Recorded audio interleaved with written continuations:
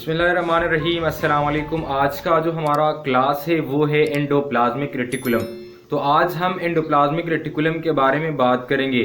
सबसे पहले हम जानने की कोशिश करते हैं कि एंडोप्लाज्मिक रेटिकुलम का उसके जो वर्ड्स हैं उसके मीनिंग क्या है। तो यहाँ पर हम उनको तीन अल्फाज में डिवाइड करते हैं। पहले जो हमारे पास है एंडो है, तो एंडो का क्या मतलब होता है? इनसाइड। प्लाज्मिक का मतलब होता है साइटोप्लाज्म या सेल, और रेटिकुलम का मतलब होता है नेटवर्क। तो ये तीनों अल्फाज आप अपने जहन में बिठाकर बड़ी आसानी के साथ उसको जान सकते हैं कि हमारे पास एक नेटवर्क है। तो अब ये कहाँ पर लोकेटेड है? साइटोप्लाज्म में। फिर साइटोप्लाज्म में कहाँ पर लोकेटेड है? Inside of the cytoplasm. यानी ये एक नेटवर्क होता है जो कि इनसाइड ऑफ द साइटोप्लाज्म वो मौजूद होता है। अब थोड़ा सा ब्रॉडली उसके बारे में हम जानने की कोशिश करते हैं। It is a double membrane bounded structure present in network form. ये हमारे पास डबल मेम्ब्रेन बाउंडेड स्ट्रक्चर होता है जो कि साइटोप्लाज्म में मौजूद होता है। यानी साइटोप्लाज्म में मौजूद होता है, लेकिन जो साइटोप्लाज्म से जिस चीज की मदद से उसे साइटोप्लाज्म से जुदा होती है वो हमारे पास क्या होता है? वो डबल मेम्ब्रेन बाउंडेड स्ट्रक्चर होता है। यानी डबल मेम्ब्रेन बाउंडेड ऑर्गेनेली उसके इर्द गिर्द वो उसको लपेट ले लेता है और साइटोप्लाज्म से अलहदा करता है। Network form. नेटवर्क क्या होता है? एक जाल होता है जिसमें बहुत सारी चीजें आपस में इंटरकनेक्टेड होते हैं और एक जाल लाइक और एक नेटवर्क लाइक वो स्ट्रक्चर बना देता है। Throughout the cytoplasm of all eukaryotic cell, जितने भी हमारे पास यूकैरियोटिक सेल है यानी जिसमें ट्रू न्यूक्लियस वो मौजूद होता है। तो फिर उसके अंदर क्या होता है? हमारे पास डबल मेम्ब्रेन बाउंडेड एक नेटवर्क मौजूद होता है जो कि न्यूक्लियर मेम्ब्रेन से शुरू होकर न्यूक्लियर मेम्ब्रेन यानी सेल मेम्ब्रेन से लेकर न्यूक्लियर मेम्ब्रेन तक ही फैला हुआ होता है। अब अगर हम हिस्ट्री की बात करें तो हमारे पास पोर्टर एक साइंसदान था जिन्होंने 1945 के अंदर उसको डिस्कवर किया था। केमिकल कंपोजिशन की अगर हम बात करें तो chemically it is composed of protein and lipids, यानी प्रोटीन और लिपिड से मिलकर ये बना हुआ होता है। अब थोड़ा सा और उनके बारे में हम जानने की कोशिश करते हैं। ये क्या होता है? नेटवर्क ऑफ इंटरकनेक्टेड चैनल्स होते हैं। इस चैनल को हम क्या कहते हैं? सिस्टर्नी कहते हैं। अब यहाँ पर हम उसके स्ट्रक्चर को भी ड्रा करेंगे और आपको हम दिखाएंगे कि सिस्टर्नी कैसे चैनल्स बनाते हैं, क्यों इसको हम एक नेटवर्क फॉर्म तस्वर करते हैं, और ये इंटरकनेक्टेड चैनल्स होते हैं। ठीक है। Extend from nuclear membrane to plasma membrane present in all eukaryotic cell. यानी ये क्या होता है?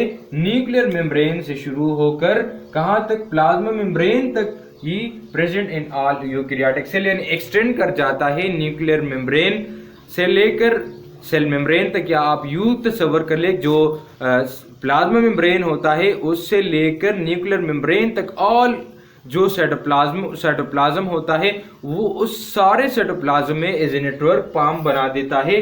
क्या ये हमारे पास क्या होता है? एंडोप्लाज्मिक रेटिकुलम ही होता है। जैसे हमने बात की कि हमारे पास जो एंडोप्लाज्मिक रेटिकुलम होता है वो नेटवर्क फॉर्म में वो साइटोप्लाज्म के अंदर मौजूद होता है।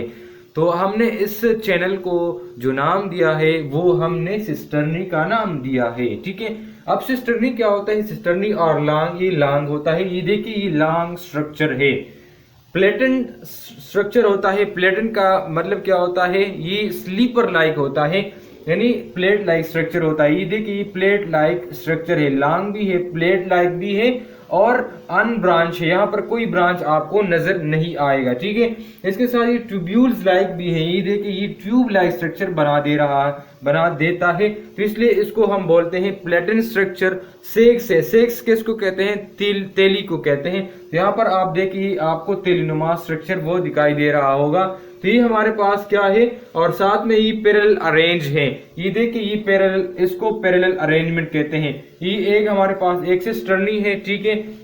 ये दूसरा सिस्टर्नी, तीसरा, और इस तरह एक उन्होंने एक गुच्छा बनाया है। इस गुच्छे को हम क्या कहते हैं? इसको हम पैरेलल अरेंजमेंट वो बोलते हैं। ठीक है। यानी ये सिस्टर्नी है। अब ये सिस्टर्नी, दो सिस्टर्नी के दरमियान हमारे पास एक स्पेस मौजूद होता है, एक लिक्विड लाइक स्ट्रक्चर मौजूद होता है जिसको ल्यूमन कहा जाता है। अब बात करते हैं टाइप्स की। तो जो हमारे पास एंडोप्लाज्मिक रेटिकुलम है उनके दो अकसाम है हमारे पास। एक को हम रफ एंडोप्लाज्मिक रेटिकुलम कहते हैं और दूसरे को हम स्मूथ एंडोप्लाज्मिक रेटिकुलम बोलते हैं। अब रफ एंडोप्लाज्मिक रेटिकुलम क्या होता है? रफ एंडोप्लाज्मिक रेटिकुलम असल में राइबोसोम्स अटैचमेंट की वजह से ये रफ अपीयरेंस दिखाई देता है, यानी जो हम ये जब हम देखते हैं तो उसके साथ ग्रेनुलर स्ट्रक्चर अटैच होते हैं और आपको पता होगा राइबोसोम हमारे पास ये ग्रेनुलर स्ट्रक्चर में मौजूद होती है। तो इसलिए जो राइबोसोम्स होते हैं उसके अटैचमेंट की वजह से ये जो एंडोप्लाज्मिक रेटिकुलम होता है ये रफ अपीयरेंस देता है। तो इसलिए हम बोलते हैं कि they are appear granular and rough in form. ये किसकी वजह से? ये असल में राइबोसोम की रफनेस की वजह से ये हमारे पास रफ एंडोप्लाज्मिक रेटिकुलम वो बन जाता है। और आपको पता होगा कि जो राइबोसोम्स हमारे पास होते हैं वो प्रोटीन सिंथेसिस में हेल्प करते हैं और जो प्रोटीन यहाँ पर बन जाती है उसको हम उस प्रोसेस को हम ट्रांसलेशन बोलते हैं। ठीक है, अब बात करते हैं स्मूथ एंडोप्लाज्मिक रेटिकुलम की। तो स्मूथ जो एंडोप्लाज्मिक रेटिकुलम होता है ये क्या होता है? ये हमारे पास ये बिल्कुल स्मूथ सरफेस होता है, यानी उसका जो सरफेस होता है वो बिल्कुल स्मूथ होता है। ये स्मूथ क्यों होता है? Due to non attachment of ribosome, यानी उसके साथ कोई राइबोसोम अटैच नहीं होता, तो इसी वजह से ये हमारे पास स्मूथ अपीयरेंस देता है। यानी नो राइबोसोम अटैच, इसके साथ कोई राइबोसोम अटैच नहीं होता, तो इसी वजह से ये स्मूथ अपीयरेंस देता है। ठीक है, और ये क्या काम करता है? हेल्प इन लिपिड मेटाबॉलिज्म, ये लिपिड मेटाबॉलिज्म में हेल्प करता है। और इसके साथ साथ ये क्या काम करता है? ट्रांसपोर्टेशन का काम करता है।